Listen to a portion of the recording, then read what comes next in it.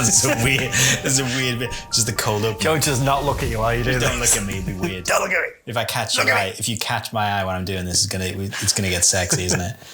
Do you smell that copper tang? There is blood in the air and fear on the wind. Let us follow them to their source. We shall tear open vein and artery. We shall gorge ourselves on their entrails. We shall bathe in crimson glory. That is Ezkin Kerr's Blood Herald of the Behorned Reavers. And we are talking about the Goremonger Kill Team today in glorious mono. Glorious mono, as was suggested, so that if you're listening with twin earbuds, you can take one out and still hear exactly the same. Throw it on the floor. Stamp on it. Put the boots to it. Not necessary anymore. Medium style. Yep. We're talking about the Goremonger Kill Team. Khorne's latest jackal colour. Basically the jackals. Do you know the jackals? Yeah, I think my brother's got the World Eaters Combat Patrol. Yeah. And he was saying, what did they call them? They are called the jackals. It's it's the classic. It's like Def Leppard. You know, they like removed a couple of vowels and spelled it wrong. Right. It's like that. It's jackals or something like that. Yeah. I think they're thrown in an H because it's cool. But it's like it is the jackals. Maybe it is just jackal. I think in my mind it's got an H. I might just be wrong. Oh, you do come up with some crazy thing. Yeah. I mean, what did you call Caiaphas Cain? Like Cephas? Caiaphas? You said Cephas. I've got the Cephas Cain book, and I was like, you got what? It was libelous. Definitely didn't say that. Don't believe it. You did. Never. You did. So yeah, anyway, the Goremongers. Yeah, the Goremongers. They're kind of like, Khorne's latest jackal cultists, but with chicken legs. Crazy chicken legs. Chicken legs? Crazy chicken legs. They look like bloodletter legs, basically. Let me see the picture. There you go. Bloodletter legs. Metal bloodletter legs. Oh, they're cool. Yeah. They're cool. So I'm presuming they're going to be fast. They're 7-inch. Because they got robot legs. Because they got robot legs. Yeah. They're a very fast team. 7-inch? Yeah, 7-inch. Jeez. You must have seen the rules by now. I've seen bits, but it's you see stuff and it's not quite explained, or they explain it so that they understand it. But you have to understand. I don't understand things. I may have read and if I do understand things, then I just go and forget them. So like, every time we play, I always have to go, right, just bear in mind, Russ, it's been 2 weeks. It's been 2 weeks. I no longer know what this is. I don't know the game. Why are you here? Yeah. Stop waking me. Who are you? Yeah. I'm trying to sleep. So we've got the Goremonger Kill Team. Yeah. As operatives, you get one Goremonger Blood Herald. The Blood Herald. Yeah. That's the leader. He's the big boss. He's got the big mask. Oh, he's got a wicked chain blade. Yeah. He looks, you know what it reminds me of? I like those blades because it reminds me of the Space Wolf. You know, when they get, you might not have seen it before, they had like in their kit, they have like a broadsword, but it's a chain blade. So it's thick at the bottom, goes to a point like a proper broadsword, but it's like a chain all the way around. I haven't seen that. It's very cool. I think, I was going to say Ragnar Blackmane. The original model had one. I think the new one still does. But in their expansion kit, they've all, like not all, but they've got one. And it's always been my favourite of all the chain blades is the broadsword chain blade. Right. The broadsword, as they call it. Again, my brother's doing the Black Templars Combat Patrol, and he's got like a T-shaped sword like that, but I didn't know if it was a chain. T-shaped? Like, it's got a T on the end. It's like, oh. And it's, and he built the model that way as well, and I thought, that's pretty cool. Is that Black Templars as well? Templar, I didn't see a chain sword on it though, so it's just like a sword, and if you get on the end of it, it's just a bad day. Yeah. I mean, it's a bad day anyway. You've been stabbed by a Black Templar, but he's taking your head off as well. Extra much, yeah. Not a fun one. Yeah, so the Blood Herald is the leader. He's got the icon of Khorne. It's basically a little shooting attack. You know, I haven't built him with the icon because I just knew it would snap off. Right. So I built him pointing because he's got a pointing hand as well. And it just looks more menacing, I think. Yeah. I prefer a pointing hand. For the audio listeners, that was me just pointing for a second. He's pointing over to the wall. I'm just pointing at the wall, just emphasising the point. Yeah. Not even at me. If you're going to point. I was pointing at the door. It kind of looked like I was telling you to get out, didn't it? Yeah, no. Well, just got there it is. There it is. So yeah, we've got 7 other operatives, so it's an 8-operative team. Mm-hmm. We got. Which I don't know if that's semi-horde. How many is? Do you know off the top of your head how many the Beastmen is? Felgor Ravagers. The Felgor Ravagers. I've never played them. Off the top of my head, you've saved me that one. I know you have the team. I do have the team. I've got a proxy version of the team. 8's semi-horde, isn't it? Yeah. I mean, well, is it? Because you scout, you get 10. I think 8 is semi-elite. So 8 operatives. So we got the leader. Yeah. Then you've got a gentleman called the Aspirant. That's your normal dude. So they're your normal guys. Yes. Yeah. And we got a Blood Taker. Yeah, he's your comms equivalent. It'll come into his comms in terms of gore tanks. Okay. That's what he can manipulate. Impaler. He's the dude, the get over here scorpion guy who can impale you in Scorpion. And I feel like there don't be anybody playing this game. No one doesn't do who that. rolls a dice that doesn't say get over. Get over here. Yeah, you literally you'd be on the other side of the shop. You just hear someone get over it, and you'd be like, "What'd you get?" Yeah. How's the Impaler doing? King of the game. Inciter. He's the Daka boy. He's got dual pistols. He's the Daka Dash. He's got a Daka Dash. It's called Spray and Pray. Does the Daka Dash work with the free APL? Yeah, you can't do a dash twice. Oh. But you can move, bop, shoot, dash. You've got a wicked guy. Yeah. He gets some other stuff. We'll go into him when we get into the actual operatives. He's very funky. Skull Claimer? Skull Claimer is your big melee punch. Oh, he's got a proper axe, big hasn't old he? axe. It's a massive axe with a great chain axe, it's called. Great chain axe. It's not an average chain axe. Auto pistol, which I'm presuming They've all got auto pretty pistols. gash. They're all pretty gash, but they've got some funky stuff. And a Stalker. The Stalker is oddly... He looks like a gene stealer standing up against the wall. Yeah, he does kind of like... Yeah, from Space Hulk. Not the first ones, but like... Where they redid the models and they had them actually on active basis. He looks really, really He's cool. He's only good out of the dark.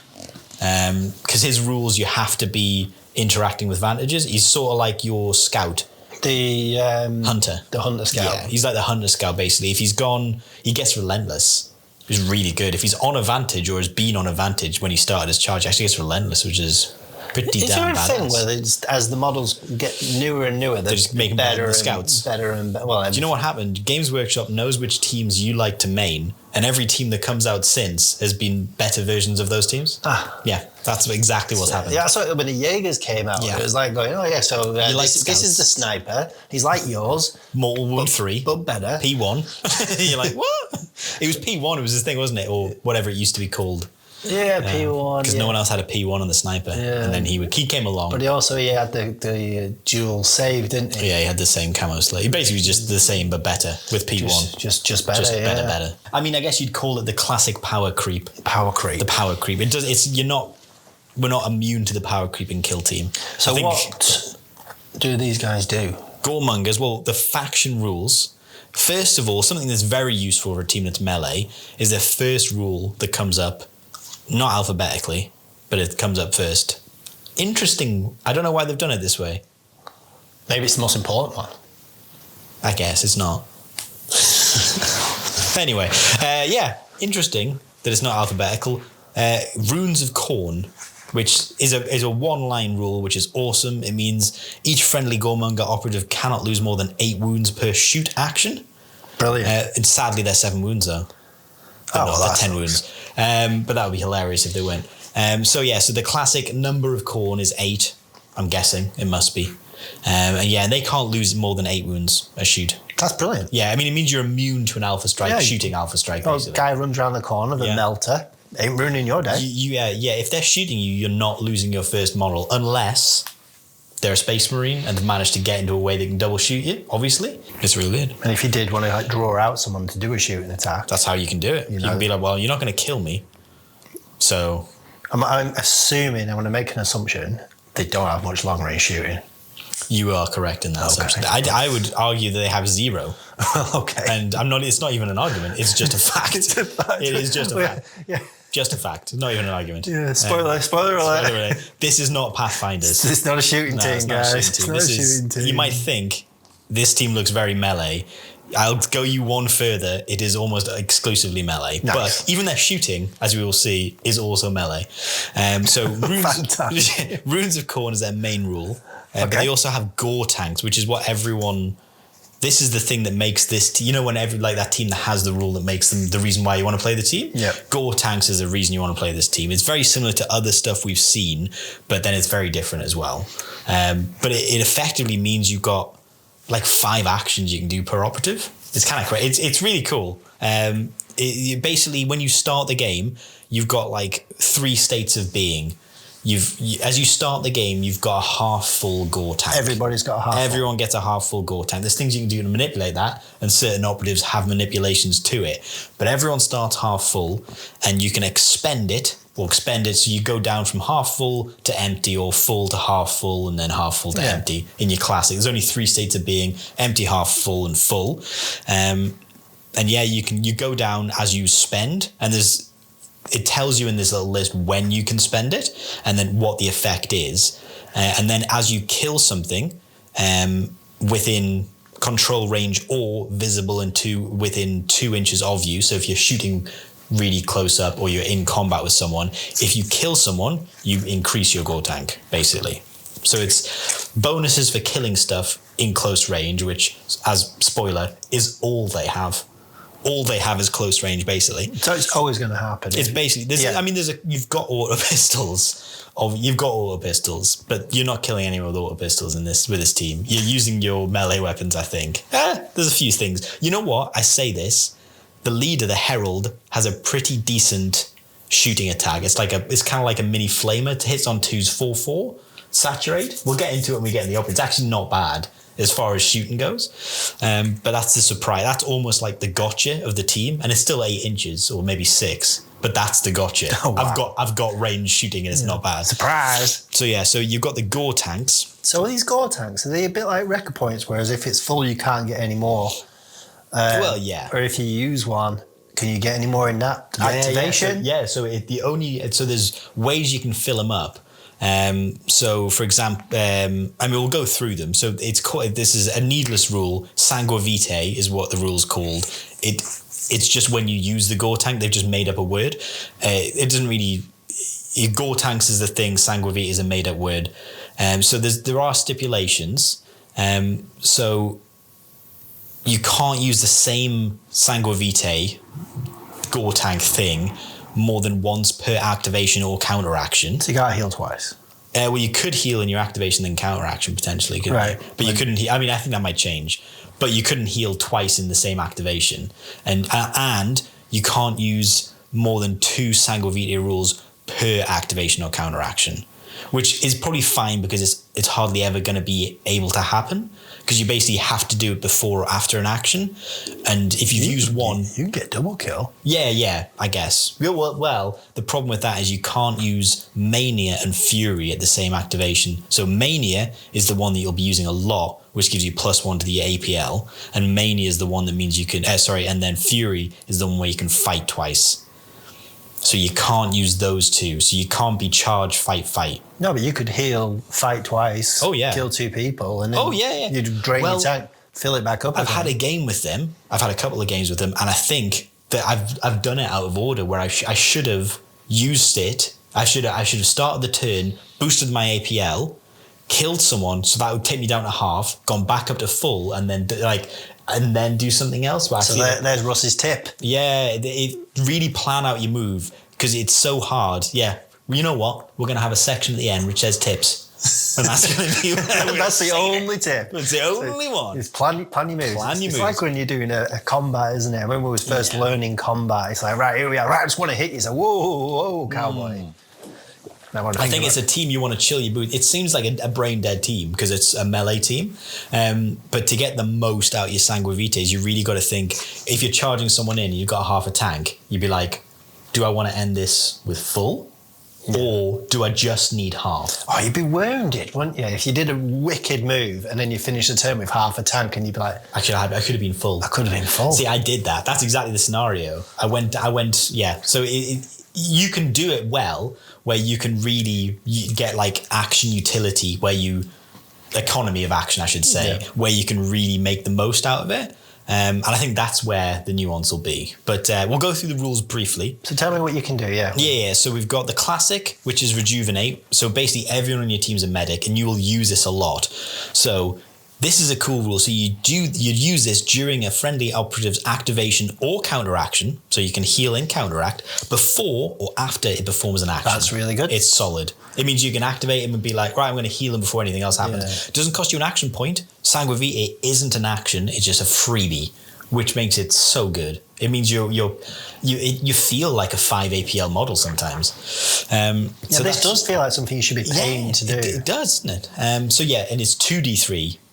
2d3. So you'll be healing 2 wounds. Yeah, and that literally has happened. I'll be healing 2 wounds to 3 wounds. Yeah.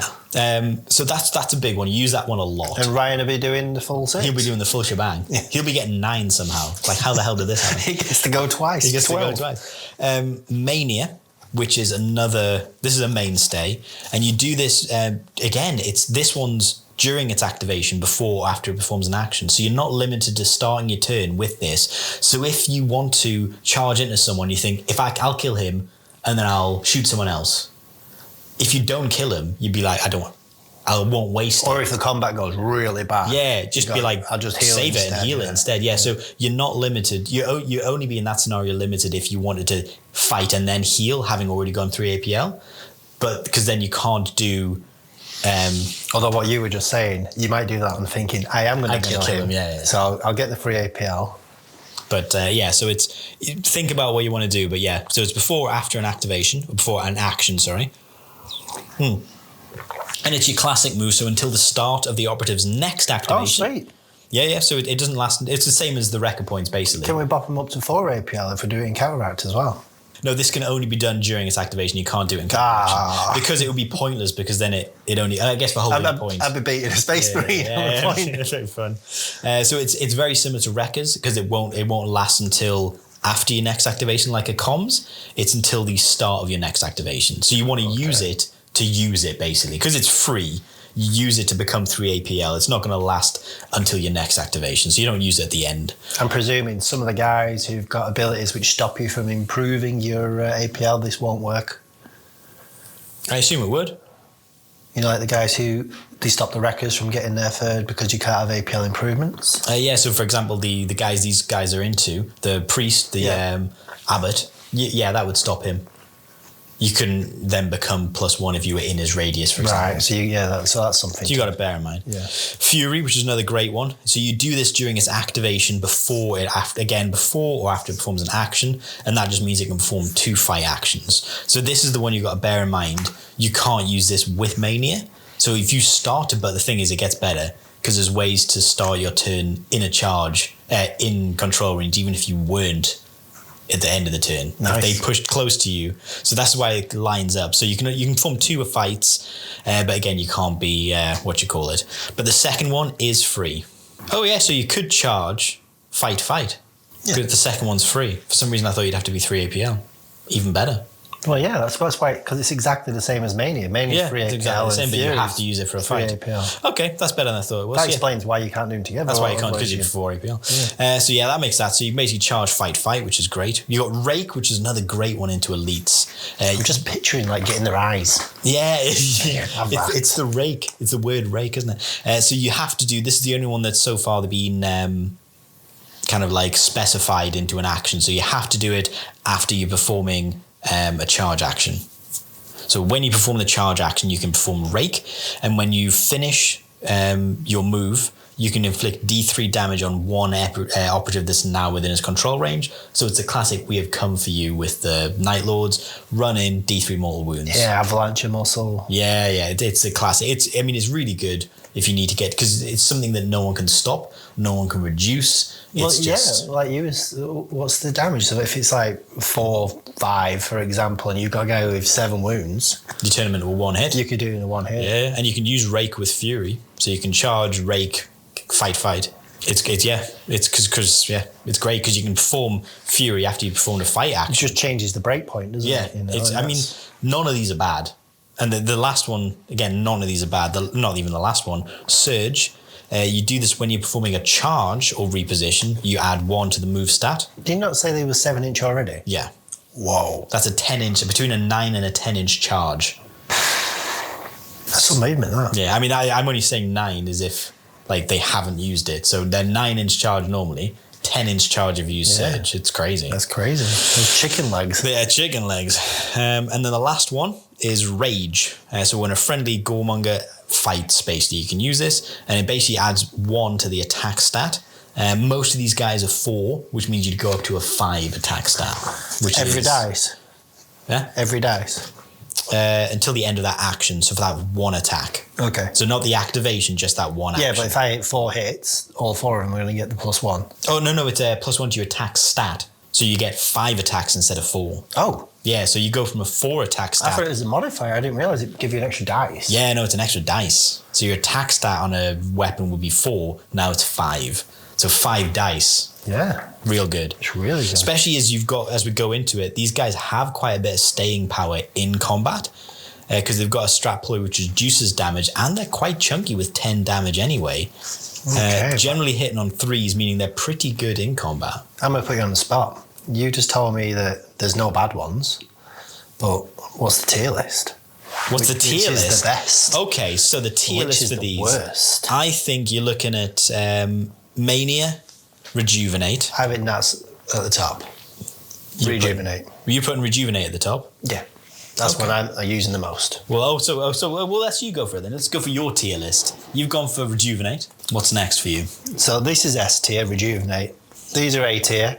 Mania for the +1 APL, Fury for the double fight. Yeah. So you've got Surge, Rake, and Rage left. So we've got... I'll probably go the Avalanche of Muscle next. Yeah, Rake. And then I might go Rage, and then... I don't know. These are both about the same for me. What tier are you putting them in? So S for Rejuvenate, A for Mania, and the rest of them are just all going to go in B. Yeah, there's no bad... Yeah. But in the order I would go would be Rake, Surge, Rage, because I want the movement over the extra dice. Yeah.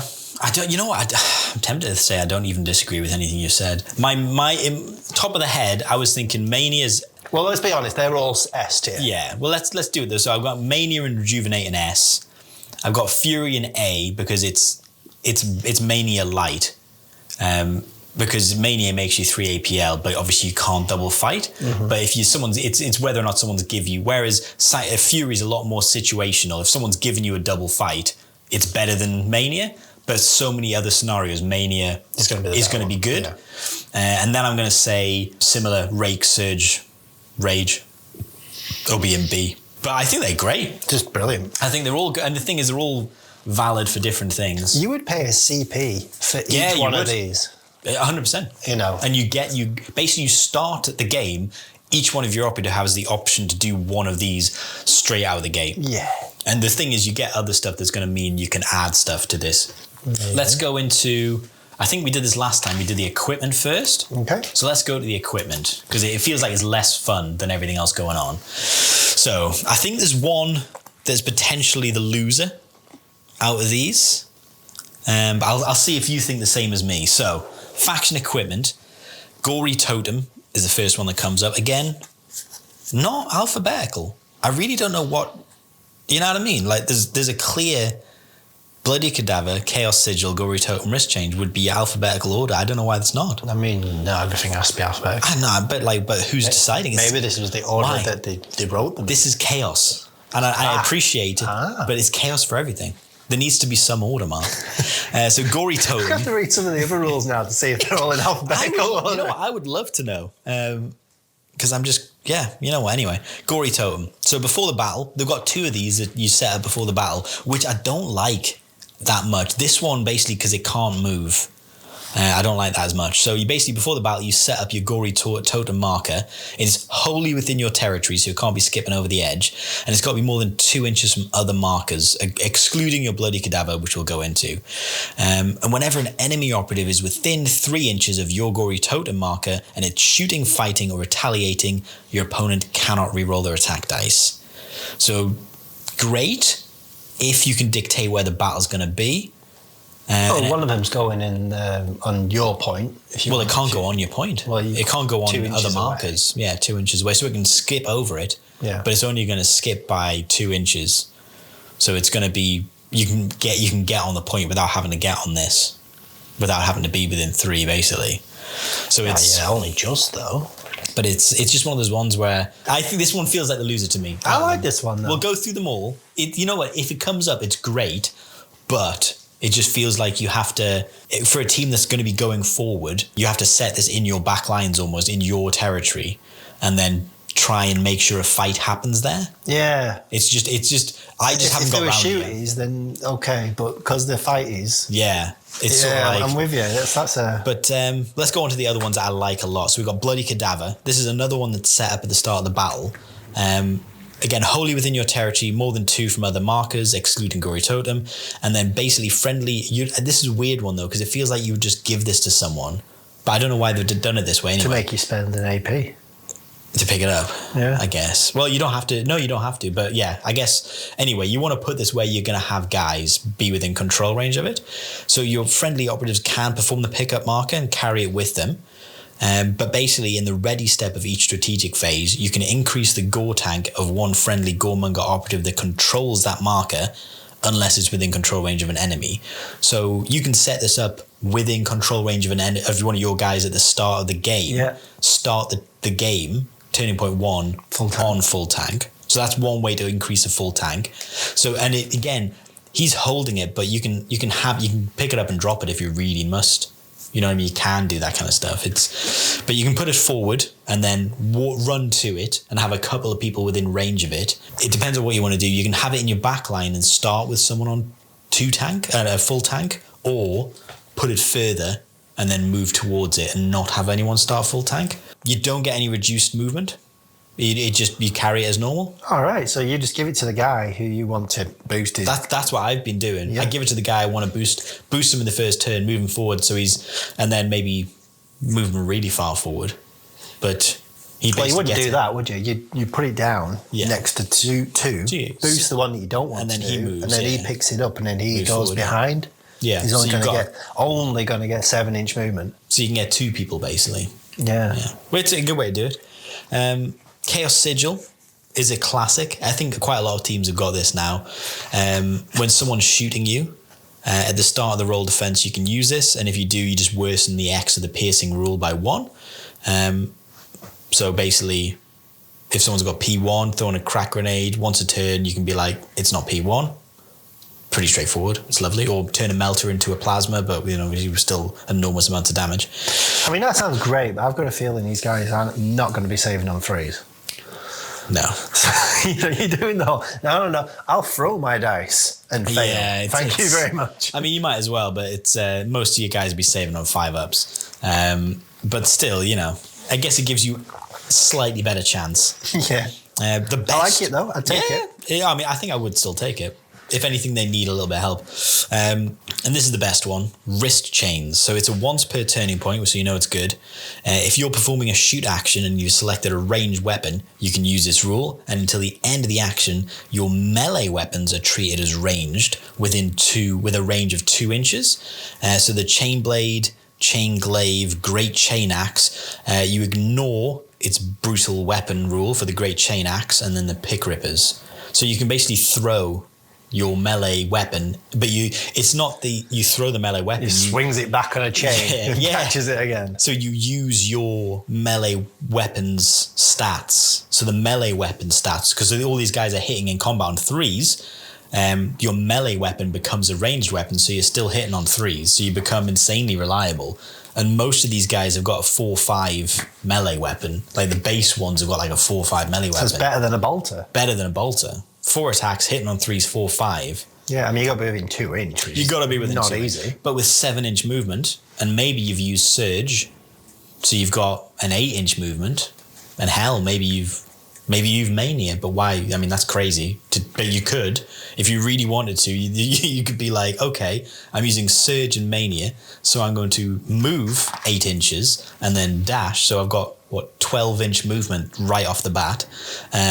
11-inch movement right off the bat, because it's 8, 9, 10, 11.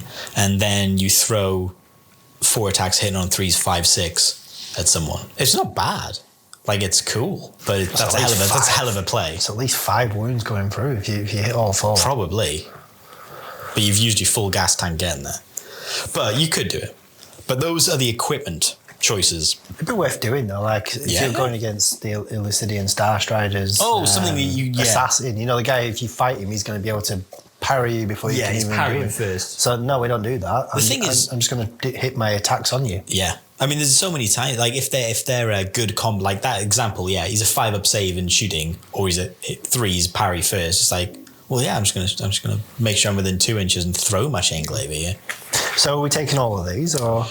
I don't know. It's going to be matchup dependent because you might want to take barricades into the dark, so you might want to drop the totem, or you might want to drop.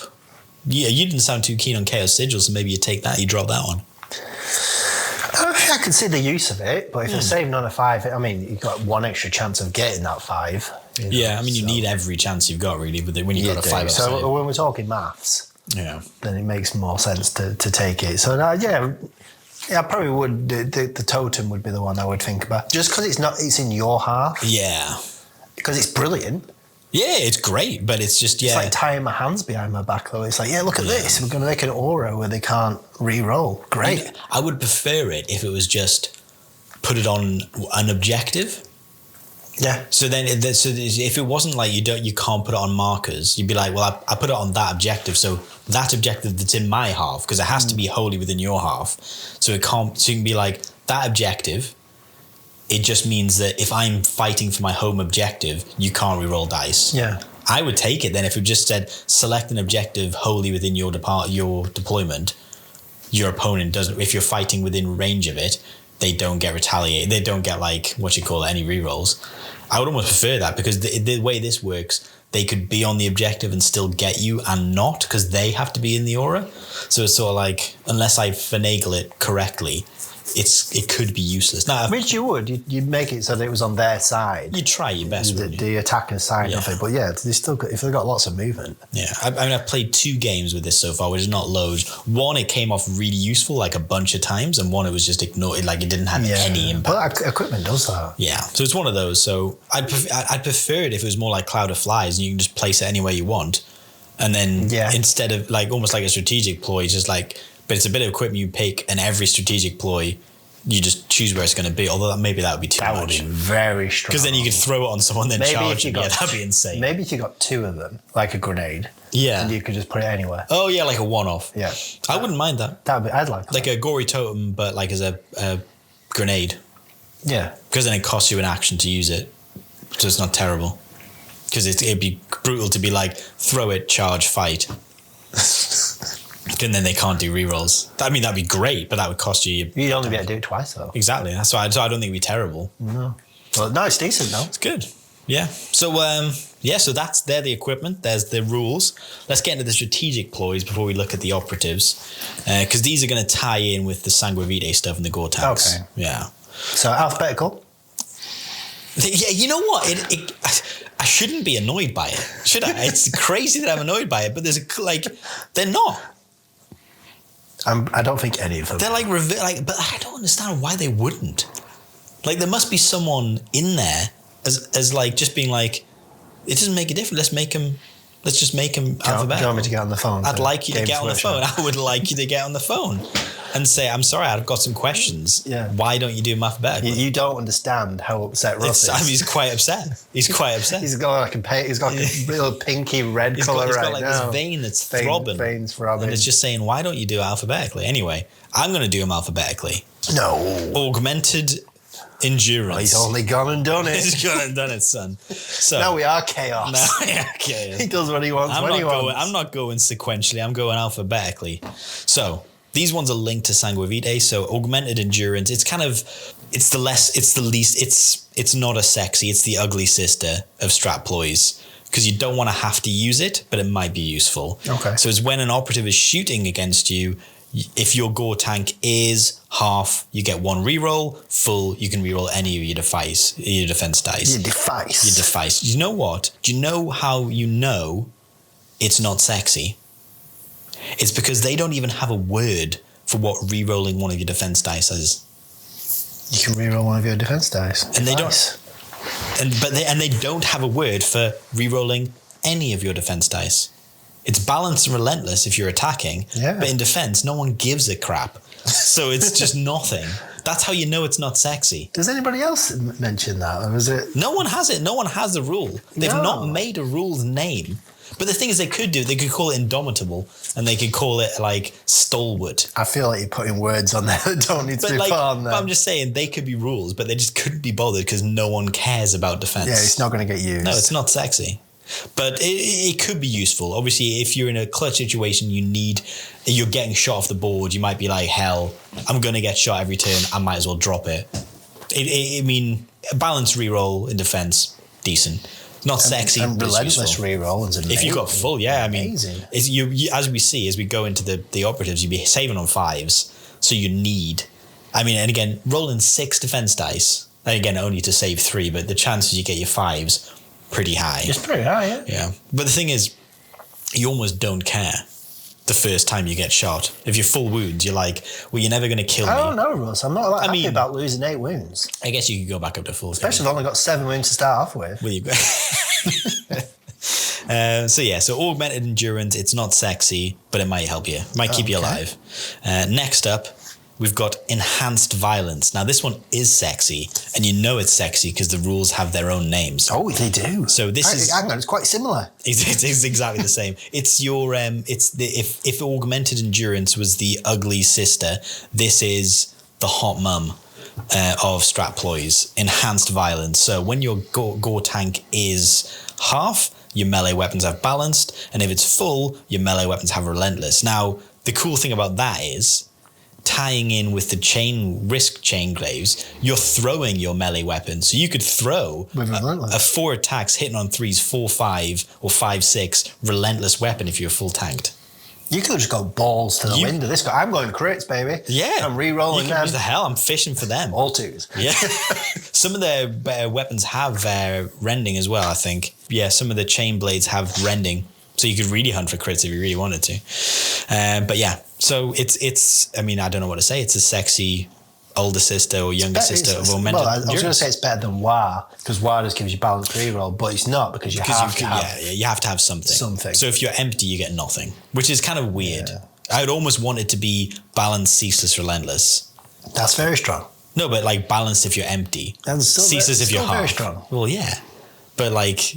There's 2 here that potentially, if you're playing it badly, are not going to help you out. And the thing is, these should be really like helping you out, whereas these could almost have no effect at all. This reminds me of I used to play Destiny 1 back in the day. Yeah. And I would play as Warlock, and the Warlock's ability is to come back to life when he died. Yeah. And his other one was I don't know what it was. Didn't have it was like a big power blast. That was a healing thing or something like that. Healing. But you'd never do your ability because you'd always save it to regen. I remember. So you could pick everybody else up when everybody was It was the fire one, wasn't it? It was like the Phoenix. I remember that one. Yeah. It's like, I'm not going to use my gore tanks because I want to save. Yeah, to save it. Which sucks a little bit because I got all them wonderful abilities. So so I have had that scenario where there's a skill ceiling to this game. Yeah. This team. Well, they seem like they don't. They seem like it's Felgo where you just go forwards and throw dice. So yeah, it is weird. So the scenario is if you've got a full tank. So I've had this where I've had a full tank and I'm like, okay, so I can charge into someone, kill them, and I'm going to go full tank. I've wasted a gore, but I've already dropped this, so I'd be relentless. So do I want to charge in with a balance reroll and only hope I kill them to go back up to full to then throw a chase, like to go 3 and then throw my chain glaive into someone else within 2 with relentless? So you got to I almost got to plan ahead those moves because they've got a bunch of double kill operatives all over the place. So you could be like, I'm going to charge in and spend it to be 3 APL. So I've got a balance reroll from full to half, charge into this guy, kill him with a balance reroll in combat, and then go up to full because I've just killed someone within control range. And then, hell, maybe I heal myself while I'm at it. Let's throw in a heal. So I'm 3 APL and I've healed. And so I'm back up to full. Maybe you took a hit in the combat. And then there's a guy within 2. You use your chain graves. There you go. And you throw again. And you got a balance reroll in shooting. And then you go back up to full at the end. That's good. Like if you really want to do that way. Or you shoot him first. And then it doesn't matter. You go up to you're full, and you've got relentless for the shooting, and then you heal at the end if you really want to. Just with the fighting one, do you have to stipulate the dual fighting one before you do the fight, or can you actually after you do it say no? I think it did say actually you have to perform an action. No, the mania for fighting twice. Because I'm thinking the fury. You can go into the fight, take the relentless, and go, I'm going to fight you again. Drain the thing down, and then kill him. It goes back up again after you perform an action. 100%. Let me read that though, because I want to make sure that's right. Because that's the fury one. It does. It's during a friendly activation after it performs an action. So the fight action for the first time would be your action you do perform, and then at the end of it. Yeah, but that's for the +1 APL. No, that's fury. For the double fight. That's fury. Before after. Most of them are before and after an action. So after, the operative can perform 2 fight actions during the activation. The second one is free. Yeah. So that's how you do it. If you're going into a big, scary space marine, you're fighting with relentless. Yep. And then drop fury. Then fighting with balance. Yeah. You should get at least a fair amount of damage. 5 or 6 damage goes through. That might kill him. Yeah, 11 damage minimum. Really, if you say one of them is going to be a crit, 12 between 10 and 12 damage is pretty much guaranteed. I mean, you'll have taken a heavy beating. Oh yeah, you'll have taken some damage. Yeah. So they're the first 2, pretty decent, and then we've got Gory Tenacity. This is the best one. I think this is oddly just the best one. So whenever a friendly Goremonger is fighting or retaliating, so it works both ways, the first time your opponent strikes it during that sequence, half the damage inflicted. Rounding up, but still. Whenever? Yeah, well, the first time. So the first strike from your opponent would be halved and rounded. But every single operative gets it? Yeah, it's for a melee team, it's just perfect. It's perfect. I don't think we need to say much more about that. No, so you will take that a lot. If I hit you for 5? 3 damage. For 3. Yeah. And that, I mean, again, you got some guy, there's an operative here that the leader can just ignore normal damage. You've got Just a Scratch baked in. So Just a Scratch and that baked in, he's pretty comfortable in combat, basically. Anything that means your opponent can't easily understand if he's killed you in combat, because he has to be like, oh no, I've done half that rounding it up. Oh, I've done that so many times. Yeah, you'd be like, oh, that's only 3 damage. And you're like, oh, that changes the combat. It's a great one. It's a great one to just run. So that's a great one. And this one, you remember at the start of this episode, I hinted that you might be able to start a turn in combat. Hunt for blood. So if you've pushed far forward, you can play this in the strategic phase. And it doesn't matter what you've got. If you've got a conceal order, you can change it to engage, so you can be hidden. You can then immediately perform a free charge, but you can only move 3 inches during the action. So you could just be like, you know what? Boom, I'm on you. Yeah. So if they come, so you know when you do 3 inches is plenty. But the thing is, the fact that it's 3 inches means it's a 4 inch away. So you got that 1 inch thingy. But the thing that makes it so good is just that people will be running forward to get within 2 inches of you to shoot you, but they can't kill you because of the 8 wound thing. So you could then activate this strategic phase and be like, he's in here. So they're the strategic ploys, and I think, I mean, apart from the fact that you need at least half a tank for 2 of them. But I think that's the skill. Yeah, but I think they're both class. I mean, the Gory Tenacity and Hunt for Blood is going to be situational because you might not always get it. Gory Tenacity, you're going to use turns 2, 3, and 4. And then Augmented Endurance and Enhanced Violence, you're going to use Enhanced Violence turn 2 so you can get Relentless on 2 charges. And Augmented Endurance is turn 4 when you're trying to keep a guy alive. Exactly. I think that's potentially how it's meant to be played. Yeah. But I think they're solid. Yeah. So we'll get into the Firefight ploys now. Again, madly not alphabetical, starting on the U. So we're going to go on the 3rd one down, where alphabetically we would start. This is actually quite a fun one. Destructive Demise. I'm only doing this. I wonder what that is.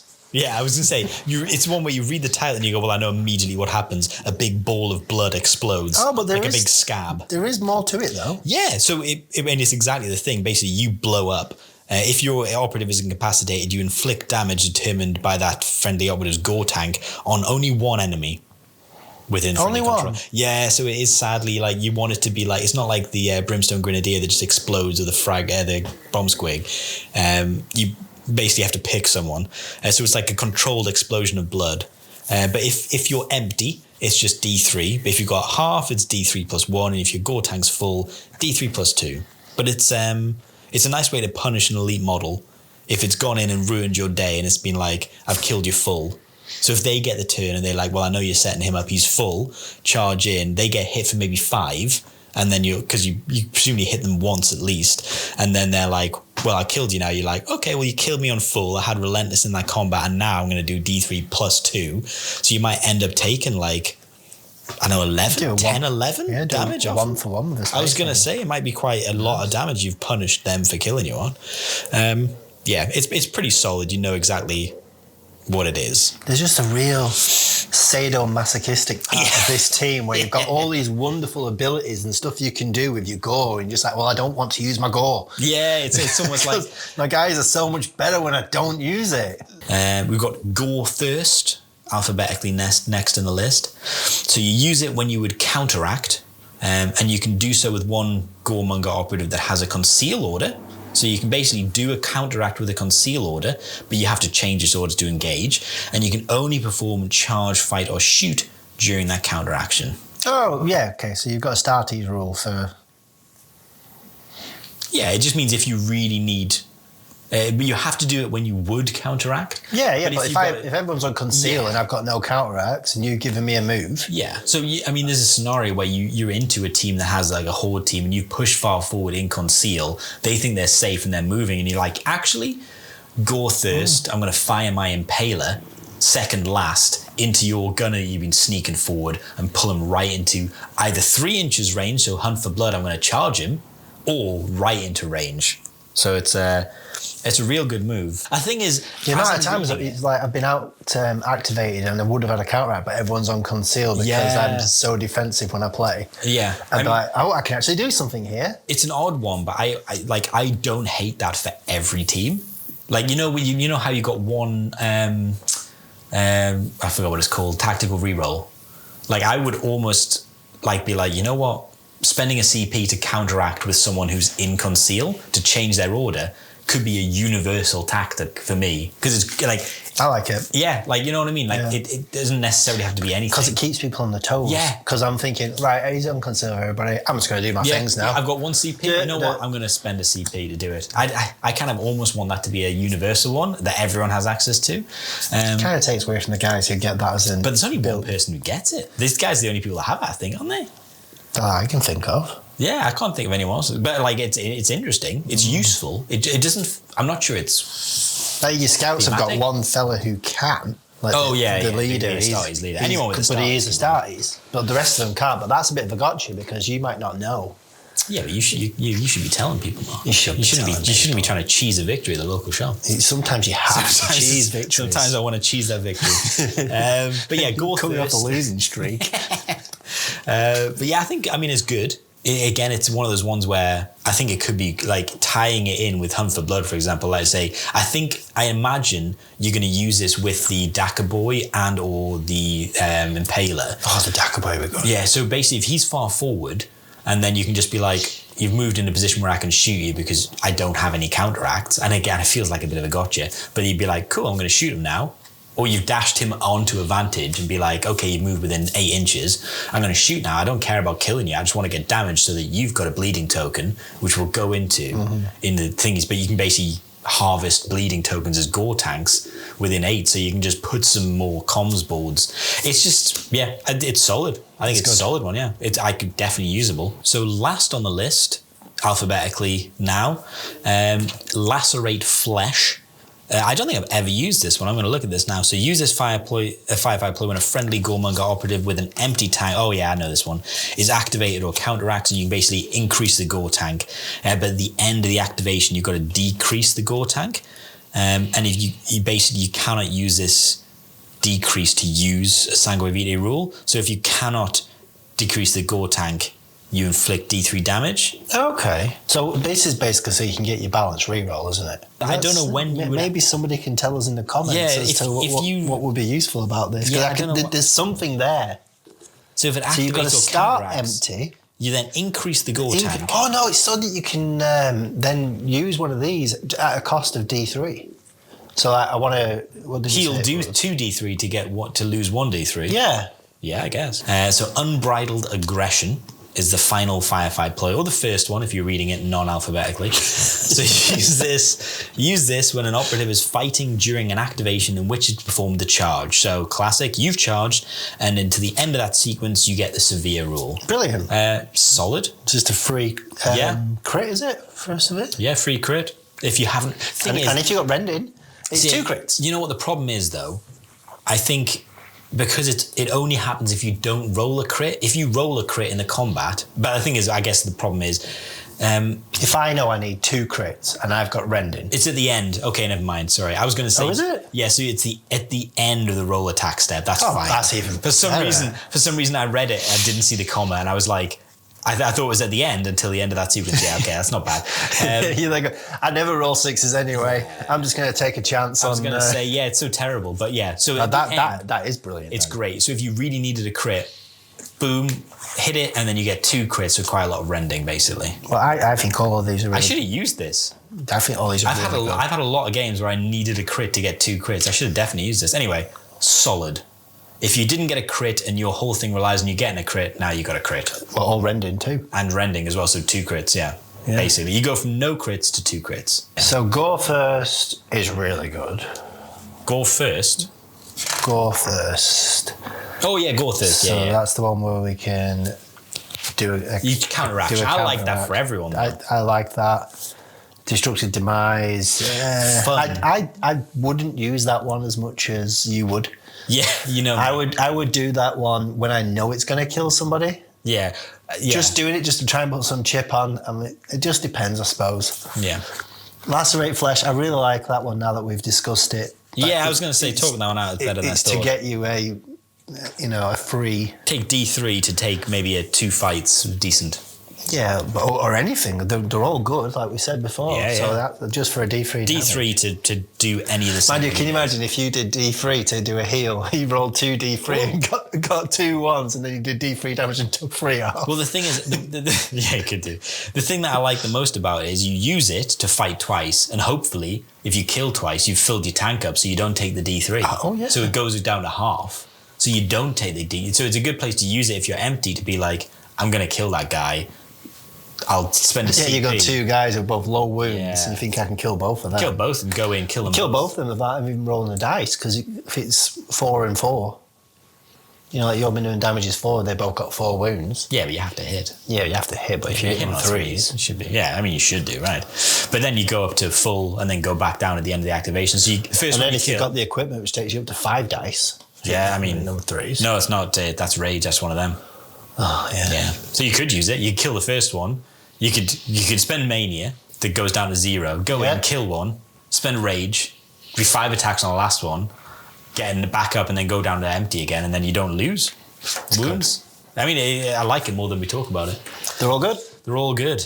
Let's talk about the operatives themselves. The I don't know what I'm trying to say. I was going to try to say the cheese of the team, but it's not the cheese. The meat of the team. The meat and potatoes.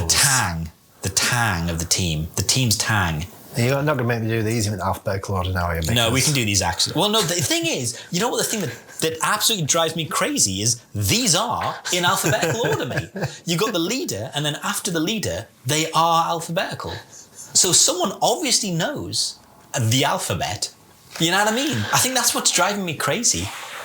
After the leader, A, B, I, S, S. They are alphabetical. Oh, look, the double S, the K and the T are the same as well. Exactly, mate. So like literally, it is alphabetical apart from the strategic ploys, firefight ploys, faction rules and faction equipment. Off topic, are you like me when you're reading alphabet? Do you have to sing the song in your head to know which order do a little bit. you're supposed to be? You know, I was doing it quickly. A, B, C, D, E, F, G, and then now we're on Lacerate Press. There you go. Yeah, okay. Do you want to... That must be how you got it wrong. I'm just not good at singing the song. So the leader. Tell us about the leader. The leader is the Blood Herald. The Goremonger Blood Herald. Give us the stat line, because it's pretty much the same stat line. He's 2 APL. Yeah. A wonderful 7-inch movement. I've never played a 7-inch team. Phobos team. I've got the Phobos team. You should play them. They're great. I should build them. I mean, they're going soon, but yeah. There's 5+ save. Yeah. That's it's 11 wounds. He's 11 wounds. He's 11 wounds. So so they're not going to die from the 8 then? No, they're not going to die from the 8. So I had a feeling, you know. You thought I had a feeling. So the only bad thing about this is the save.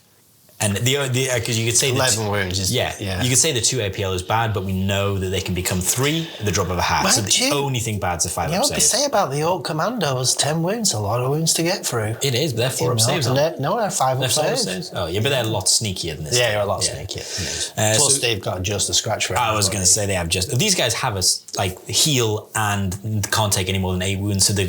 I think the Commandos would just be unfair if they had a way of healing as well. Yeah, no. Yeah, it would be fair. It's a great team. Tell us about the weapons. So they've got the Icon of Corn, which yours doesn't have because he hasn't took it with him. He's using his pointy finger instead. He's using his funked up fingernail. So the Icon of Corn is 4 attacks on 2s. Exactly. 4/4. 4/4. Range 8-inch with Saturate. So it's kind of a flamer. Yeah. It's hitting on 2 and it's 4/4. Better than a flamer. Well, no, you want flamers at 3/3 these days. Yeah. Well, not if you're the without the priests. Yeah. You want the torrent really because that would be great. Give them a little helping into the dark. They don't have a lot of help into the dark apart from being melee. And Saturate's brilliant. Yeah, Saturate's brilliant. I like a bit of Saturate. Yeah. And then he's got his main cheese weapon. And then his big weapon is the chain blade, the one we discussed before, the T-shaped sword. Yeah, the little T-sword. 4 attacks on 3s, 4/5 rending, which is just wonderful. Yeah. So you spent that CP to get severe, and then you go from having no crits to having 10 wounds, 2 5s. Yeah. Excellent. It's solid. And he's got 2 abilities. Special ability rules. He does, yeah. Khorne's Favour. So once during this operative's activations, if its gore tank is empty, you can increase his gore tank. Nice. Yeah. So I wish that was just increased by 1 anyway, but yeah, it should just be when he activates increased by 1. But again, that would be nice. It does kind of like encourage you to use his gore tank. Yeah. So this guy is someone who could start on. The encouragement is you start on half. You go, well, I'm going to start and activate, go to 3, go down to 0, go back to half, and then continue basically.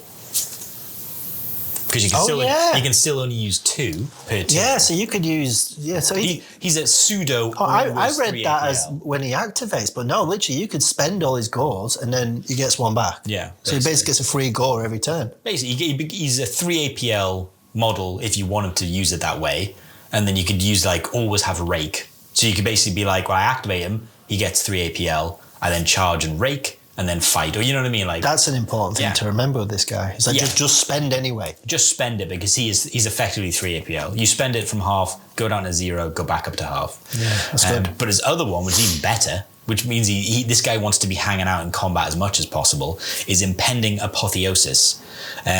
Once per battle, when an attack die inflicts damage on this operative, you can ignore that inflicted damage. You know what? I've just realised it's better than just a scratch. It is. Yeah. I looked at that. I was like, hang on a sec. That's crit as well. Okay. Yeah, so but it's not better than just a scratch because you can just a scratch 4 times. Yeah. So he can do it once per battle, but it's more applicable than just a scratch. Brilliant. It's great. I mean, it just means you want him to be hanging out in combat, and you want to not use that until last possible. So if you're not going to get killed, so if you're going to take 8 damage in a shooting attack, don't use it. Because you can activate and then heal 2d3 and then go into combat and you won't be injured. And the healing's free. Yeah. So hang on to it. You only use it when you need to. Only when it's going to injure you. You know what I mean? Use it then. That's really good. Solid. I love it. I love a leader with that. Yeah. It's so nice. A couple of them have it now. And you link it up with some of the other stuff we mentioned before. He's the firefight ploys or... He is solid. He's a solid leader. Solid melee leader. Yeah. Okay, let's go through. You know, I'm tempted to go through these not in alphabetical order, but let's do it alphabetically. So, take us to the aspirin. We know the stat line. It's exactly the same. My cards aren't in alphabetical order. Yeah. It's giving me some crazy man went through these cards. Well, you know what? I went crazy on them. So the base stat line, we know 2 APL, 7-inch movement, 5 up save, and now we've got 10 wins. Yeah. So this is now the same for everyone. So we won't talk about again same stat line, but we go into more of what the standard equipment is as well. So he's got an auto pistol. Yeah. So this is like his proper damage dealer. Oh yeah, this is the big gun. This is 4 attacks hitting on 4s. Ooh, so slow down. You've got a 50% chance. Yeah. Whopping 2-3 damage. Jesus. And an 8-inch range. Man alive. That is going to be Pathfinders. something. Watch out. Someone's coming to your lunch. But the Pathfinders do need to watch out because he's got a Chain Glaive, which is 4 attacks hitting on 3s, 4/5 rending. 4/5. It's such a solid. And this is like your warrior, is it? The aspirant? Did you say before? This is your normal guy. This is your normal. You could take a full team of these guys. Wow. So you just got. They're just. They're better than Orcs. Because Orcs have got 4/5. They haven't got rending. Yeah. You know, they're hitting 4s on 3s. These guys could get 5 attacks as well. And these guys get 5 attacks. They've got 7-inch movement. Yeah. You know, they are some good guys. But he's got an ability as well. You get an obsessive bloodlust. Obsessive bloodlust. Whenever this operative ends the fight action, if it's no longer within control range of enemy operatives, it can immediately perform a free charge action, even if it's already performed the charge. Whoa. During that activation, but it cannot move more than 2. Do you know what I was imagining? Like being able to move the full length of the board. Another 9-inch charge. I was like, in my head, I was like, no, they won't let you do that. That's stupid. I would like to see it be 3 inches like the other Doing so doesn't prevent it from performing the charge, dash, or reposition action afterwards during the activation. So in my mind, you've used your strat ploy to charge him into someone. You fought, you then free charge into someone else at 2 inches. Fight, free charge. You know, he's got. I mean, you'd have to be fighting like Navis. Yeah. Because he's got a lot of wounds in his arm, but come on. You'd have to be fighting people that staggered within 2 inches of each other as well. So, but the thing is, it's whenever. So if you kill 3 people, you can potentially perform 3 obsessive bloodlust charges. I mean, what it could be is like, you know, if you did your chains where you shoot somebody from with 2-inch with your melee. Yeah. Then you charge him. Yeah. And then you fight and kill him because you didn't kill him first time round. And then you charge into somebody else. Yeah, yeah. So then when it comes to counteract, you can fight that guy. Yeah. I mean, I think it's good to, Is it one of those ones where these guys will be good to make sure you're positioning the charge well? And with 7-inch, 9-inch charge, you should be able to get in a good position to maybe be within 3 inches of another bad guy. Bad guy. An enemy operative. They're not necessarily it's a good guy, really, if you're against these guys.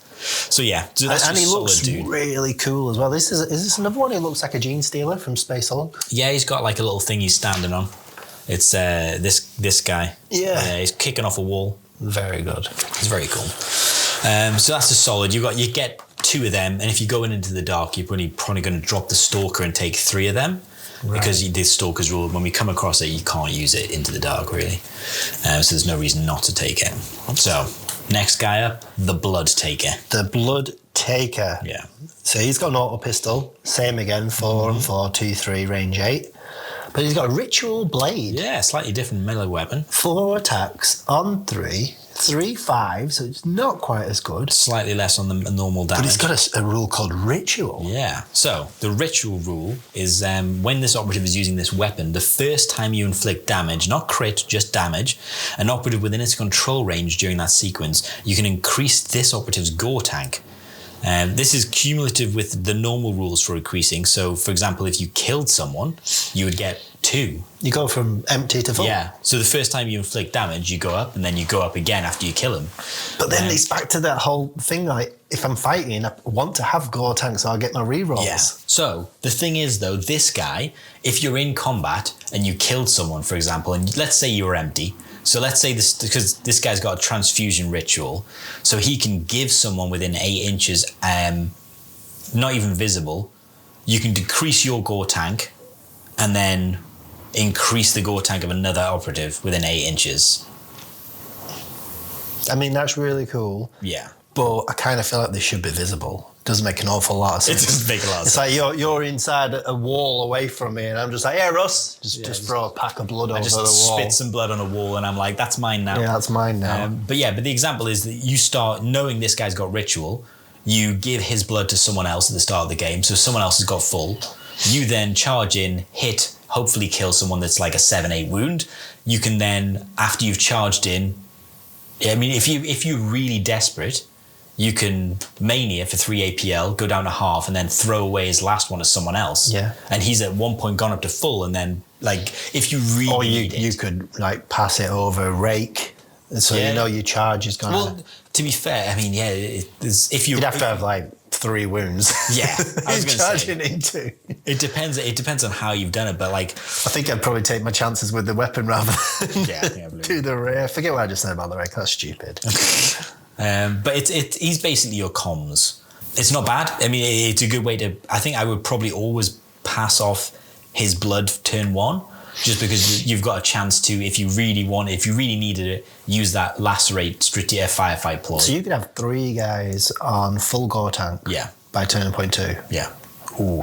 Yeah, like I mean, I think that your aim as a Goremongers player is to get everyone on full and then drop Relentless. Because 3 dudes with Relentless charging into the enemy's lines is going to hurt. It reminds me of Blooded with like the Gaze of the Gods and it really does. It feels like they're gonna. This is the team that's taken over the Blooded. Yeah, which is nuts because my Blooded is kitbashed from Jackals.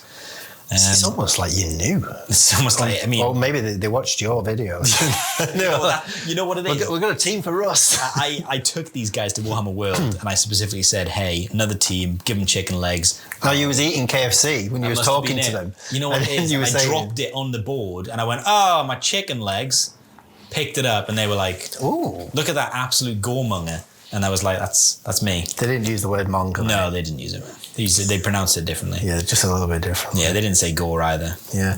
Another thing as well, I was saying before, this weapon's not quite as good. It's still 3-5. It's 3-5. Yeah. There's not many people got 3-5. I was going to say, and the thing is though, if you charge in no gore tank, hit once, don't kill him, drop it for fury and fight again, and then get your gore tank up full. You know what I mean? Because you're going to hit again, and it's the first time you inflict in that sequence. So if you fight twice, it's 2 sequences. So you've got no reason why you wouldn't drop fury on this guy. If you haven't killed the person, there's no loss to the gore tank. You go in, drop fury, fight, and then heal D3, 2D3, and then fight him again. I'd feel almost insulted if I was in Astartes. We had a fight, and I've got you right down, and you get 6 more wounds back. Fight again, and I've got to, let's say, got to kill you all over again. Yeah, it'd still be able to do it for the Astartes, to be fair. Yeah, the Astartes. I still favour the Astartes.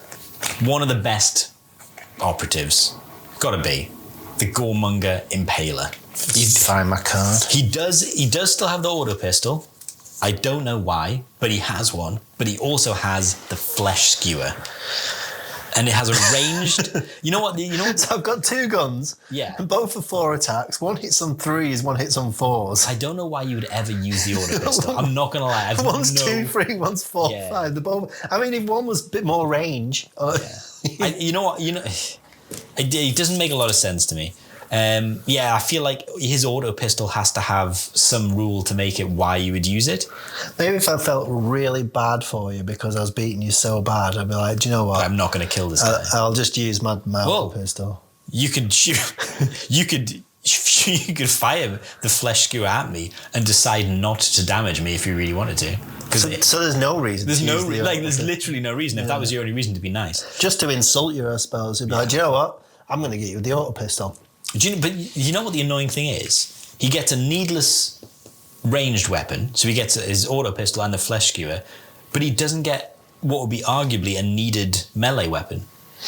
So the only thing this guy needs is a better melee weapon, and instead they've given him a needless pistol. I mean, so to read the stats, the flesh skewer, which is both his ranged and his melee weapon. Mm-hmm. So his ranged version is 4 attacks on 3s, 4/5. That's great shooting. Range 8 inch. Should have a drag. It's not great shooting. No. Stun, which is brilliant.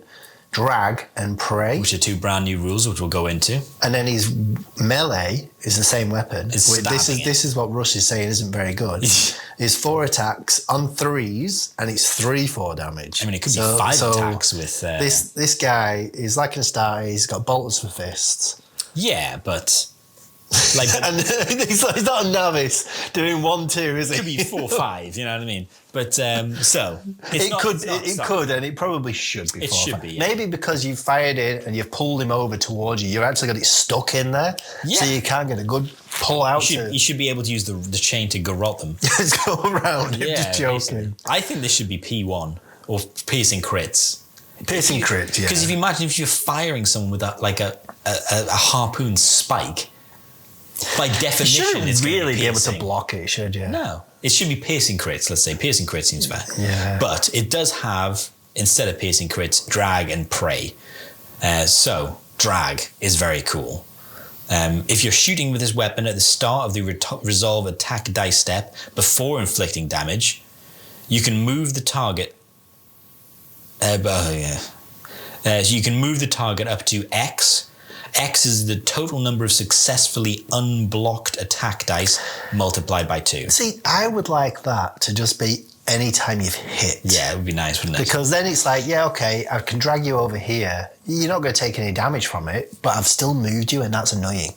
Yeah. Well, the thing is, it kind of feels, the way it's written, it feels quite thematic, because it means that maybe you'll only pull an Astartes 2 inches, whereas a Navi, you're gonna you're gonna drag that guy across the board. Yeah, you're gonna pull him further than your range to shoot the weapon is. In fairness, this is going to be a 6-foot guy with chicken legs trying to drag an 8-foot Astartes wearing ceramite armor. And then if it was the big boy with the big gun, 18 wounds monster. Yeah. So it kind of, I don't mind that, because it kind of feels like someone with big power armor is. Can you imagine the Patriarch?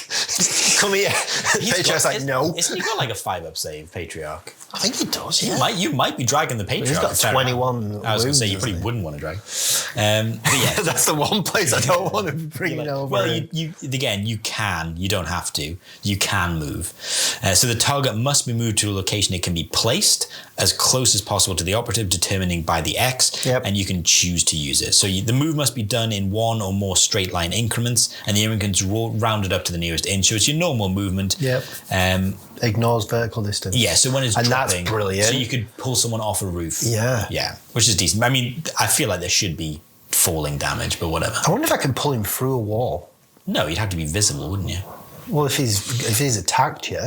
Oh, you know what's interesting? So if I can shoot him, can I pull him through the wall? Or is that?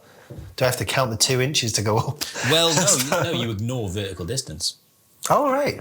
So you would be able to pull him straight through the wall. Well, no, it does say dropping, but yeah, I assume if they're dropping at some point, they have to go up. So you ignore the vertical distance they go up. So you could presumably drag them over a hill. So for every dice I do that's unblocked, it's times by 2. So if you roll 4 one dice is and they 2 block inch. 2, you get 2 times by 4 inches. Yeah, you get 4-inch movement. Nice. Pretty decent. And then the other rule, which doesn't make a lot of sense, but I guess it kind of ties into how they were going to play, is if you're shooting your weapon in the resolve attack dice step after resolving the drag weapon rule, if you choose to, you can discard any of your successfully unblocked dice. In other words, you can choose not to inflict damage with them. So you can still drag. I can see use for this. Yeah. If you've got a full gore tank with this guy, the Impaler, you don't want to kill him with him, but you've got a guy stood next to you who hasn't got any gore tank. You can drag him. You pull him into charge range. Yeah. Send your guy through. You might even be able to charge your guy onto the point, fight, half a gore tank. I can see you using him to leapfrog.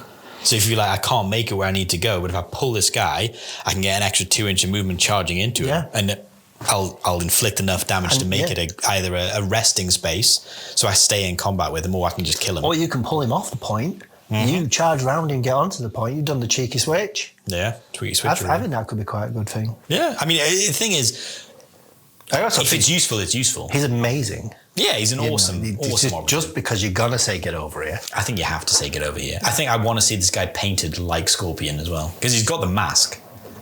I feel like he's kind of got the mask. Someone's it's like you need to get a 3D print of Scorpio. Is it Scorpion? Scorpion, isn't it? Yeah. You need to get a 3D print of Scorpion and just take him, but don't explain anything. Just put him down. Just put him on the table, and the guy across the back, yep. I think if someone says get over here, you've got to go, because that's what Smoke does, isn't he? He turns up in a little mask. He does, doesn't he? He does. Oh, I loved Mortal Kombat. I loved a bit more. You know what? It's crazy. I've been trying to find out where I can watch the film, because I've been watching like shorts of the film. I feel I've watched almost the entire film in shorts. Really? Not wearing shorts, on YouTube shorts. Whilst wearing shorts? Whilst wearing shorts. Shorts squared. I'm glad you just started wearing clothing, because this is distracting. I'm going through my naked phase, people who are listening. It's not a phase that has seen me very many visitors. and there's going to be less. Yeah, there's going to be moving forward. I forgot to mention the size of the base. I've just seen now it's a 32mm base. That's a good size base. yeah. They're all 32 mils. Next operative, go for it. This is a cool one. This is your Daka boy. It's the Inciter. Yeah. The Goremonger Alphabetically Inciter. next. So 2, 7, 5, 10. He's got dual auto pistols. focused and point blank, and that's quite interesting. Yeah. So his focused is 4 attacks on 3s, 2/2, which isn't great, but range 8-inch, ceaseless, devastating 1, and rending. Mm-hmm. So it is, if you get 1 crit, you've got 2 crits. And the rending would give you 2 devastating wounds. So effectively it becomes 2/4, because if you get a crit, you get 2 more wounds, basically. Yeah. So so and they're harder to block. So we got that thing. So that's okay, but it's not a great gun. No, not a great shooting. But that's of not all why the weapons so far. That's actually probably the weakest. But this guy, he's got Incite the Hunt, which we'll get into. But we'll go. He also has the point blank, which is actually not bad. I don't understand why these are better. I think it's better. So this is like, instead of fighting, when you're in engagement range, you get to shoot. Oh, I mean, it is still. It's just a melee profile. They just call it point blank. Still 4 attacks hitting on 3s, 3/4 ceaseless rending. It's brilliant. Yeah, it sounds like it's good. So he's got 2 rules. One of them is very good because it's your Daka Dash. They call it Dash and Spray. Dash and Spray. But it's basically you put a free dash action and free shoot action with this operative. There's 1 action point for the dash and shoot. Any order. Any order, and you can select that. You have to select the dual pistols focus, so you can't do it with the crack. Yep. And you can't do it if you've got conceal or you're in control range of an enemy. That's fine. Makes sense. Yeah. But the other rule, which is why I think maybe sometimes you don't want to be killing people with this guy, is Incite the Hunt. So whenever this operative incapacitates an enemy operative more than 2 inches away, before that enemy operative is removed from the kill zone, you can increase the gore tank of one of your friendly operatives within 8 inches of it. So if you do kill someone with them and you're killing them close range, you can then give someone else within 8 inches, doesn't have to be visible, someone with 8 inches can take basically... On a Space Hulk in a completely different room. Yeah, it's kind of nuts. But you can just be like, boom, you get it. But whenever this operative inflicts... That's a feat, though, because on a 2/2 gun... Yeah, so I think that's less likely. Oh, mind you, spend a CP for severe. I don't think this is... Oh, yeah. And then, I mean, devastating, severe, rending, 3 mortal wounds automatically. Not bad. But this guy, whenever this operative inflicts damage, I think severe might only be on melee, actually. So it wouldn't work on the devastation. Oh. Yeah. Got excited. I know, so I'll double check briefly while we're here. Unbridled aggression, melee weapons, I've seen. Oh. But this is the rule that I think is a good thing. So when you inflict damage on an enemy operative but doesn't incapacitate them, that enemy gains a bleeding token. So if it doesn't already have one. During a friendly Goremongers operative activation or counteraction, before or after it performs an action, so the classic Sangue Vitae, if it's within 8 inches of an enemy operative that has a bleeding token, again, not visible, within 8, you can restore that token, or remove that token, and increase the friendly operative's gore tank. So it's not an action, it's basically a Sangue Vitae. So before an action, so before you move, you're like, I'm going to steal your bleeding and become a full tank, or 0 to full, or 0 to half even. So it's a nice little way of throwing out little... So I would be using this guy to try and get as many shots off as possible on different targets. You'd be like, I don't want to kill someone. Yeah, Daka Dash. Shoot you. Use the Daka Dash to get within 2, and then worst case scenario, you do kill him. It's fine, because you've got that thing anyway, you can give it away. So you can either use it straight away or leave a bleeding token. So it's really interesting. He's kind of a good generator of gore. He's going to be useful.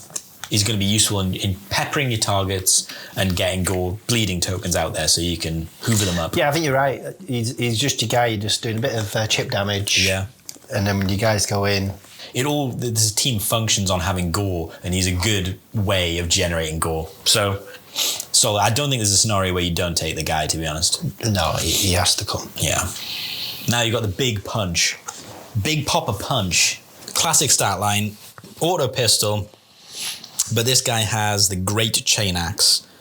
4 attacks, hitting on 3s, 5, 6. So he's your big melee punch, and he is brutal. So with brutish, whenever an attack die would inflict critical damage on him, you ignore it and inflict normal damage. Instead. Mm-hmm. But he does have another rule, claim skull, which is very apt for his name. So once per turning point, if this operative incapacitates an enemy, you get a CP. In combat, it's got to be with his great axe. With the great chain axe, yeah. I mean, the auto pistol would obviously be what I would want to use. It'd be more impressive, I think. Yeah. I think his rule should be: if you kill someone with a great chain axe, you gain 1 CP. If you kill someone with the auto pistol, you get 2. 5. You win. You just win the game. You get 1 CP and 1 VP. So what? I don't think we should be sleeping on the auto pistol, because imagine you can't. I think we can sleep on the auto pistol. No, you're not within 2 inches. It's your turn, and you want to do something. You're like, well, all right, I guess I'll just shoot this. No. If you're within 2 inches, you're using the chain wrist and you're throwing this guy's axe. But it's 8 inch range. Oh yeah, I guess. So there's 6 inches where you would use this. I think you will use this. I just don't think. Don't like it. Yeah, I just don't think it's good, which is fair. But yeah, so I don't think they need a good ranged weapon though, because they've got such good melee weapons. Well, yeah, I like him. Yeah, solid operative. Yeah, I mean he's the only operative with brutal, and that takes us to the last operative on the Goremongers team. Tell us about the Stalker. So he's got the base stat line: 2 impale, 7 inch move, 5 up save, 10 wounds, and good news, he's also got the auto pistol. Best gun in the game, according to Mark. He's shooting. Oh yeah. But when you don't shoot, which you never would, because he's the best. So move on. You might want to charge in and use his pick rippers. His pick rippers. His pick he has ripper? 2. He doesn't have 1 pick ripper. He must be relentless. He's got pick rippers. Pig rippers. So he's 4 attacks, hitting on 3s, 4, 5, rending. Sounds like every other weapon in the game. Why is it different? Have they all got rending? No, yeah. Well, all the ones. The Skull Claimer's not got rending. He doesn't have rending. Everyone else, apart from the Impaler and Blood Taker, has rending. So the Leader, the Aspirants, the Inciter, and the Stalker all have rending. That's most of the team. It's great. Well, yeah, just over half. So he's got climbing picks. Whenever this operative is climbing, treat that vertical distance as 2 inch, regardless of how far the operative actually moves vertically. So you're on Volcus. Yeah, you're all the way to the top. You can go all the way to the 2 inches to the top. Brilliant. Great. I mean, not that he needs more movement. Well, he's got 7 inch movement, you know what I mean? Chicken legs, he can go anywhere he wants. Go anywhere he wants, really. But he could literally, if he started behind that wall, 2 inches up to the top, and then go another 5, he could get literally probably past the building. I mean, he's the best climber in the game, because quite a lot of operatives say the first time you climb. And this is ignore the first 2. This just says when it's climbing, treat the vertical distance as 2. I mean, quite a lot of the time the vertical distance is 2. But for when it's not, he could probably go through. He could go through one of the Volcus buildings. Yeah, potentially. Charged. You could charge through. 10 inches. 2 yeah, up. yeah. 2 up. Potentially. And then he's got Rooftop Stalker. When this operative is fighting during activation in which it dropped from vantage terrain, or whenever this operative is fighting against an enemy operative that's on vantage terrain, this operative's melee weapons have the relentless weapon. Yeah. I mean, I don't think there's much else to say. He's an aspirant that can't charge after he kills, but has got many opportunities to be relentless for free, and can climb and can get relentless for free. So he will be able to charge most vantages because of his climbing picks. And then when he's on that vantage, he's then killing everything. Yeah. With relentless. I think there's no reason why you would take... I think Into the Dark, this guy's sort of useless because there's no climbing and there's no vantages. So he becomes less... Yeah, I'd rather take the free charge. Yeah, he's less good than an aspirant. Yeah. But Out of the Dark... I mean, solid. Yeah, he's really good. Plus, as we keep mentioning, you can do the severe. Yeah, after you've charged. So if you've thrown 8 dice and not got a crit, I mean, that would be unlucky. But it is at the end of the dice roll. So you could roll them all and be like, I've got hits every time, but no crits. Then be like, well, to hell with it. I have charged. I'll go severe and get 2 crits. So like that from going. Because they've all got that. Imagine you've thrown all of them, got nothing. Unlucky. Thrown all of them, just got all hits, and you're like, no, I want the crits. Yeah. But I mean, it's great going 4 attacks, being, if you get them all to go from 4 hits to 2 crits, 2 hits. That's for 1 CP to get 2 crits out of 2 hits. Great. Yeah. Especially against certain operatives. That's. I feel like the amount we've talked about that might make that the best firefight ploy. Yeah, we talked about it a lot. We talked about it a lot. It's come up a bunch. Yeah. Or it's just I can't get over it. I'm just stuck. It's too good. I can't believe it. You can have free crits. Not actually butter. And they've all got rending. So it's a melee team, I think, primarily. I think you can see. I guess we're into the section now that you'd be like... I honestly think the team's quite sewn up. I think if you're on Into the Dark, you drop the Stalker and take an extra aspirant. Any other map, you take 2 aspirants and all the operatives that are specialists. Is it a one-box team, or...? Well, if you do it that way.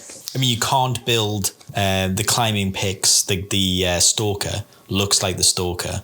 He doesn't look like an aspirant, but you can just be like, I'm playing him as an aspirant. I don't think it's crazy to do that. Put a token down. Or... Yeah, I think it's not too bad. So it's effectively a one-box team. That's good. I like them.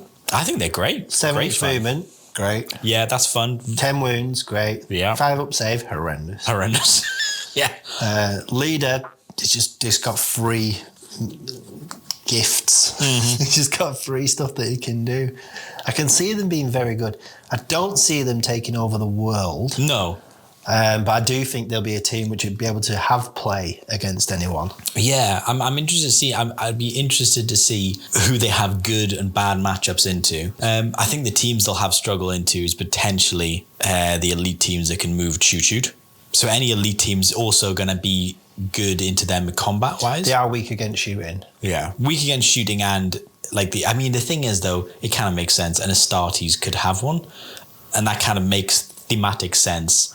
Well, no, if we're going you'll need to double them up. Astartes should be able to take out an entire kill team. Well, yeah, I guess. So 6 of them should definitely be exactly. With only 2 more guys, yes, they're dead. How many times have you read a book where like one Astartes runs into a bunch of cultists and dies? Yeah, it just doesn't happen too much. You know, I'm reading the Horus Heresy at the moment, and it's got to. I don't think you've ever read it, have you? Never read Horus Heresy. There's an interesting bit where they're going up against the. I can't remember what they call them. They're like the Brotherhood. It's like a dodgy one. Like the Horus is doing dodgy stuff now. He's getting a bit evil. Horus gets evil. Oh, spoilers! Spoilers! Oh my god! Next you'd be like, the angel dies. What? Oh my god! I can't believe you're doing this to me. So the Brotherhood, and they've got power armor because they've got like ancient STL machines. Uh-huh. I'd love to know how they would fit into like an Astartes, because they look like Astartes. They're in power. I guess they'd be like Sisters of Battle, the classic Misters of Battle that people talk about. I mean, it would just be that. Astartes do die in the books a lot. I mean, in the in one of the Eisenhorn books, like when all the Psychers escape on that world. Spoilers for you, because I don't know if you've read this. No, I've read it. One of the Psychers makes the guy pick a gun up and shoot himself with a bolter, and they do die. So they're going to be good. They're going to be good against people who can't fight.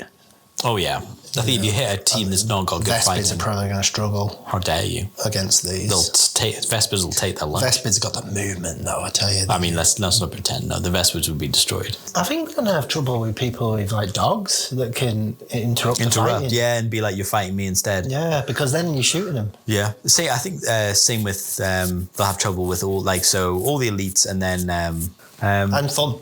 Yeah, fun. I think if I was saying, I think we've already talked about the only tip I've got. Let's label this section tips and tricks, but it's all we've already talked about. So I think it's going to come down to finding a way to stay at the max amount of gore tank. So if you can see an activation with a leader, for example, just bear in mind that if you use it, he gets it back. If he ever goes down to 0, so use it to go to 3 APL. Or use it to get fury, so you can charge, fight. Because if you kill someone, you go back up anyway. And if you go to 0, you go back up. So you might as well once you go back up. And just try and think to maximize it. If you're going to kill someone and you can stand not being full when you kill him, maybe use it to do something first. Maybe go 3 APL, charge, kill an easy target to go back up to full, and then use it to X. You know what I mean? Like, it might be worth it. I think that's where the skill is. To throw in a rake when you know you're going to kill, rather than because I've had a few activations where I've been like, if I'd played that better, I would have started on half, done a whole bunch of stuff, and ended on full, and I didn't, and I was like, ugh. I should have ended on full. But how many times would you pay a CP for Relentless? Oh yeah, and you can just have it for not getting a gore tank. For not using it. So I've done that before as well. That's where the skill of this team comes. It's actually, sometimes it's restraint. Yeah, I think it's going to be difficult to be like, I'm not going to do that because I want Relentless. I'd really like to, but I think it would be nice to have Relentless. Relentless is more useful in this combat than not. Oh, the analysis paralysis. You'd be like, oh. But yeah, you can't play this team. No. We'll be here. We'll be there all night. Yeah. Oh, I can do this. Oh, but this would be fun. Oh. You'd never use it. Then after I'd done it, I'd be like, I wish I'd done that. I think you could. I think it's a good team. I think you just didn't want to paint the icon. I didn't want to paint. You know what annoyed me? It annoys me when, not the alphabetization, but I quite like that about this team is you don't have to put on everything. Like some of them have optional like holsters, and I'm just like, I don't want to have to. I wanted to, because obviously I wanted to paint them quickly. I actually quite appreciated that you didn't have to add everything in. So anytime I could skip adding something, I skipped it. Because I was like, I don't want to paint anything else. I just want to get them done. I love the chicken legs. The chicken legs. Just climbing up these walls, like the Stalker and the They're quite cool, actually, the bases, yeah. Yeah. We never said what archetypes they've got. Recon and Seek and Destroy. I like Recon for these. Decent. I like Seek and Destroy for these. Storm Objectives. I think because you can get the free APL until the end of the turning point. You can get into the other side of the board. What for thinking for route overrun? For the overrun, I think Storm Objectives for them because they're so fast. All you need to do is get onto their home objective and keep it. Which you could do. Yeah. Turn 2 very easily. I think they're such a fast team. I think if you take reposition and dash forward, you've got enough movement to move, dash, and then throw your chain glaive first turn, if they move forward a little bit. I think you've definitely got a first turn shoot. If you want to take it, you'd probably have to take a reposition. But you've only got 8 guys, so you'd probably be throwing away that person. Yeah. You would probably do it if you were going into elites and you were doing it as your last activation. Yeah. And you'd just be like, you know what, hell of it, run forward, throw the great axe, and then you start and hopefully get the initiative and then go again. Or if you did it down a flank, like you moved. If you could be safe. Everybody, and he's moved everybody on that side. Yeah. He's got no one to do it. You'd be like, well, you've given me it. Or the Inciter. You could move him, the pre-turn reposition, move free dash, and then shoot and hopefully get some bleeding tokens. That might not be a bad shout. Although I think you probably want a high impact damage, so you might as well use the brutal guy and just throw a 5-6 great axe at someone. Yeah, I don't like the idea of moving the Inciter up because he might die. Yeah, I was going to say I think he would die. Whereas I think most games, if you're playing these guys, you're going to lose your Skull Claim. I think he dies because he's going to be where the action's thickest. I think most of them die. I don't see many games where you finish with like a lot of guys. Them's the Goremongers. That's the Goremongers. Solid team. Well, this has been whatever we call this. I might title this "How to Run the Goremongers" so it looks more fetching. How to run them. Yeah. So people think it's an actual guide instead of just two fools talking. It's very presumptuous of you to think that if we're going to take, do you know what, Russ, that's the guy. I've seen him lose with this team twice. Yeah, exactly. Oh no, I won one of the games, but still. You've won a game? With the Goremongers, no less. Oh my God. I have got a 50% win rate with the Goremongers. Okay. With 2 games. 2 games. Yeah. Well, that's pretty cool. I crashed hard against Angels of Death, but they were custom built to kill me. That's just the way they are. I think that's how it's going to be. I think they will struggle against certain teams. No, solid team. They'll mince human teams. 7-8 wound teams. They're going to have some real fun. They'll be a fun team. And yeah, you'll win some games into elite. So just it'll be tough. I don't think they're as good as the Sanctifiers. If you're taking who wins. My point, the counterpoint to that is, I can probably play these, but I think Sanctifiers would be so much. There's a lot going on, isn't there? There's so much going on. You'd have to think about all your auras and everything. So this is the more user-friendly team. I think so. But when you've got your A1 top players, the Sanctifiers are going to be... Yeah, they're going to be a menace. An absolute menace. So yeah, it's a good box. Yeah.